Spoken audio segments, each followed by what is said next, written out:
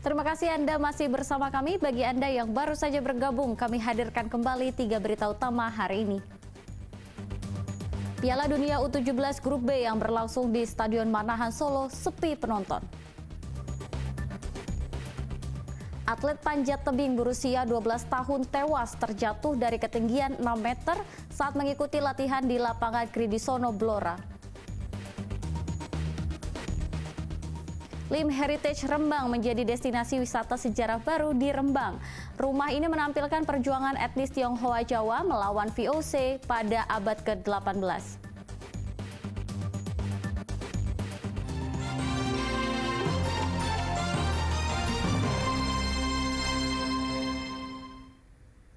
Hujan deras disertai angin kencang melanda kota Solo Sabtu sore. Akibatnya pohon-pohon tumbang serta membuat sejumlah patung tokoh wayang rusak dan berserakan.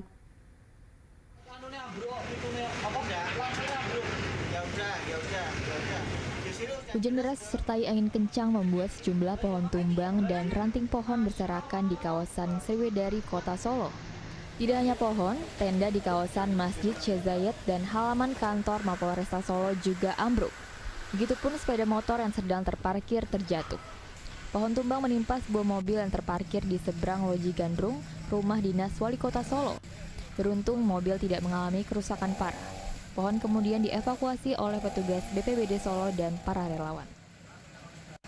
Ada badai hujan angin aja udah. Terus menimpa apa ini? Menimpa itu mobil yang parkir di orang jajan yang dimakan di adem ayam itu. Itu awalnya hujan angin dulu atau disertai Angin dulu atau hujan sama angin bareng. Sementara di kawasan Balai Kota Solo, sejumlah tokoh wayang dan tenda juga rusak, tersapu hujan disertai angin kencang. Heri Prasetyo melaporkan dari Solo. Seorang perempuan di Desa Jamus Demak meninggal dunia karena dianiaya oleh suaminya sendiri. Korban dianiaya menggunakan palu hingga tewas karena korban mengalami luka serius di kepala dan di wajah.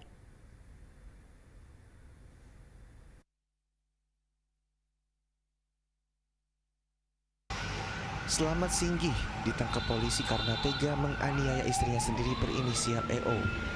Korban dianiaya menggunakan palu tepatnya di kamar mandi rumahnya Desa Jamus, Kecamatan Meranggen, Demak. Korban terluka di bagian kepala dan wajah karena dipukul berkali-kali oleh tersangka hingga korban tewas. Tersangka dibawa ke Polres Demak untuk dimintai keterangan. Polisi masih olah TKP dan mengumpulkan keterangan saksi serta barang bukti.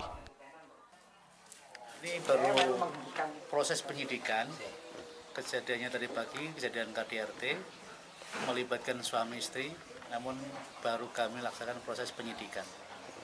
Untuk luka korban dan yang teridentifikasi di kepala, pelaku sudah dibawa ke Polsek untuk dimintai keterangan. Setelah diperiksa polisi, tersangka buka suara atas motif penganiayaan. Tersangka menganiaya istrinya sendiri karena masalah ekonomi. Tersangka berdalih penganiayaan dipicu emosi sesaat. Ya, karena emosi sesaat, Pak. Emosi sesaat. Karena apa? Biasanya karena masalah rumah.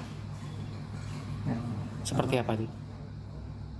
ya seperti pas ekonomi keluarga. Menurut pengakuan bibi korban, tersangka dan korban kerap bertengkar. Namun keluarga tidak mengetahui penyebab pertengkaran tersebut. Sama ayahku dipalu gitu, padahal ben bulan anaknya dikejar, mama udah lari tapi dikejar, anaknya yang besar bisa, ya mungkin. Aku enggak. waktu ibu lihat ke sini posisinya Udah terbentang, disikap sama ibu, udah berdarah gini. Aku enggak berani, aku langsung pulang, anakku lemes. Isak tangis terdengar saat jasad EO tiba di rumah duka. Keluarga serta kerabat almarhumah turut mengantarkan korban hingga tempat peristirahatan terakhir. Hingga kini polisi belum memberikan keterangan tambahan terkait kasus penganiayaan ini. Ali Mustakfirin melaporkan dari Demak. Seorang atlet panjat tebing yang baru berusia 12 tahun di Blora tewas usai terjatuh saat sedang berlatih. Korban tewas di rumah sakit saat mendapatkan perawatan.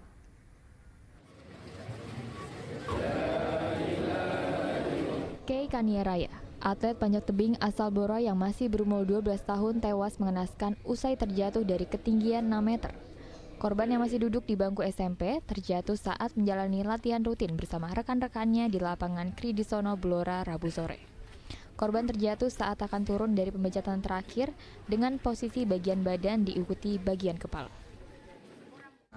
Pemanjatan terakhir itu dia itu mau top rope itu masang dari itu kan pengamannya dari atas ya. Dia masang, udah dia juga ngawasi, saya juga ngawasi, udah klik, dia naik mas, naik nggak sampai top, dia turun sempat turun ya. Langsung lepas. Korban sempat dirawat di rumah sakit sebelum akhirnya meninggal pada Kamis dini hari. Kamis siang jenazah korban kemudian dimakamkan. Sedang aparat Blora melakukan olah TKP dan mengamankan tali tambang yang digunakan korban. Arif Nur melaporkan dari Blora. Ya, kabar duka untuk pecinta lagu-lagu campur sari, penyanyi sekaligus pencipta lagu Jawa campur sari Muhammad Sodikin atau dikenal Cak Dikin tutup usia. Ia meninggal dalam usia 59 tahun karena sakit. Ratusan warga dan kerabat melayat ke rumah duka Cak Dikin di Desa Jipangan, Kecamatan Banyudono, Boyolali hari Jumat. Tampak sejumlah artis hadir di antara pelayat.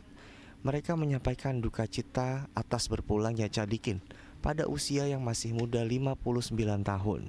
Cak Dikin meninggal di Rumah Sakit Pandan Arang, Boyolali karena sakit. Cak Dikin merupakan sosok yang tidak asing karena berbagai karyanya.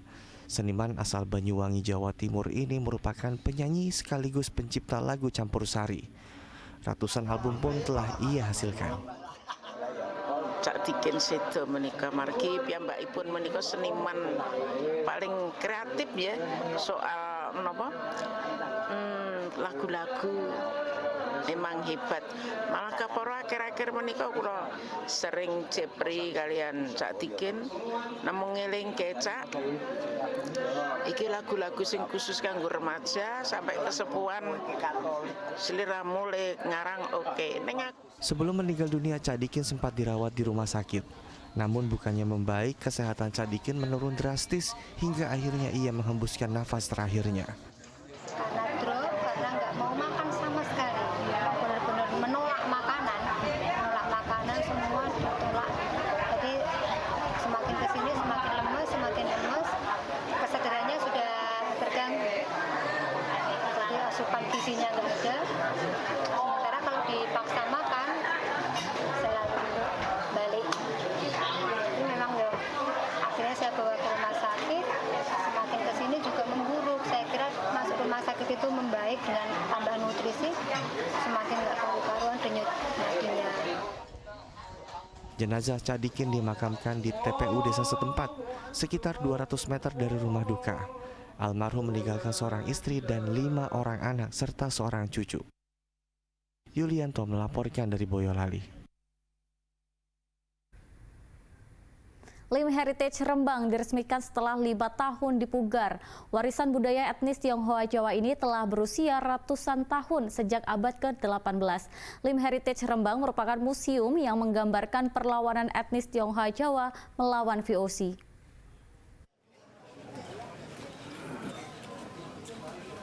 Setelah direstorasi selama 5 tahun, akhirnya Lim Heritage Rembang diresmikan hari Sabtu lalu.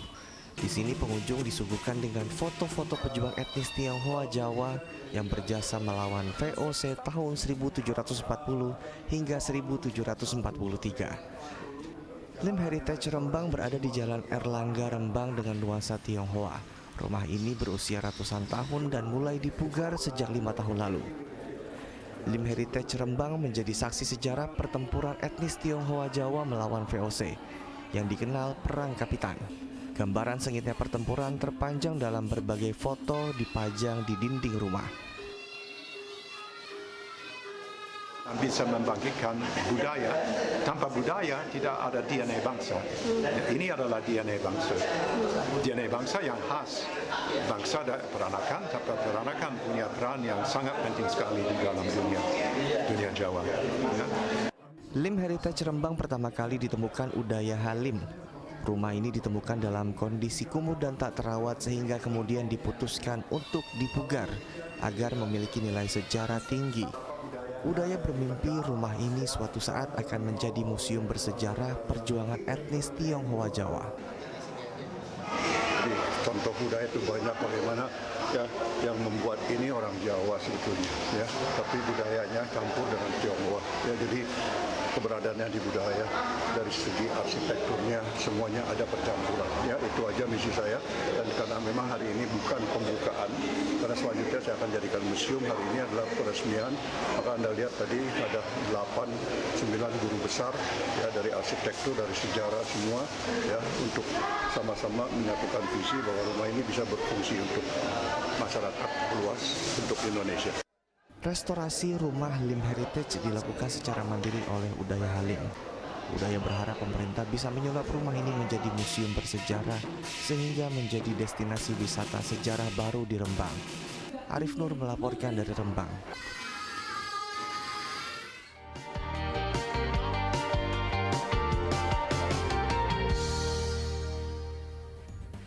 Ya, informasi tadi mengakhiri jumpa kita hari ini. Atas nama rekan yang bertugas, saya Teatrika Putri mengucapkan terima kasih atas kebersamaan Anda. Selamat beraktivitas dan sampai jumpa.